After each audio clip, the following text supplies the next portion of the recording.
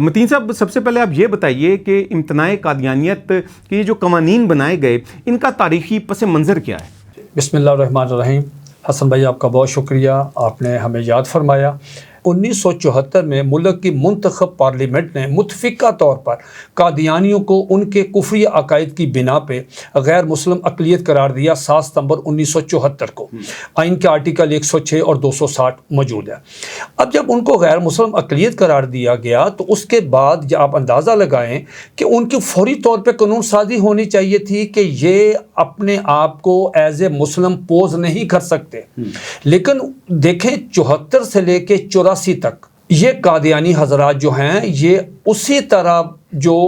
مسلمانوں کی جو ٹرمز ہیں دین اسلام کی، جو اس کے القابات ہیں مقدس ہستیوں کے، وہ استعمال کرتے رہے۔ مثلا دیکھیں کہ وہ مرزا قادیانی کے ساتھ اب بھی اور پہلے بھی صلی اللہ علیہ وآلہ وسلم کا لفظ استعمال کرتے ہیں، اور اس کے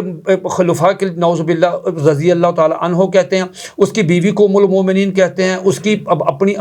مرزا قادیانی کی باتوں کو حدیث کہتے ہیں، مرزا قادیانی پہ اترنے والے نام نہاد وحیوں کو وہ قرآن کا درجہ دیتے ہیں، اور اس طرح وہ اس مرزا قادیانی کی بیوی کو سیدۃ النساء انہوں نے کہا، اس طرح انہوں نے ربوہ کو مدینہ اور قادیان کو مکہ کہتے ہیں۔ اب آپ اندازہ لگائیں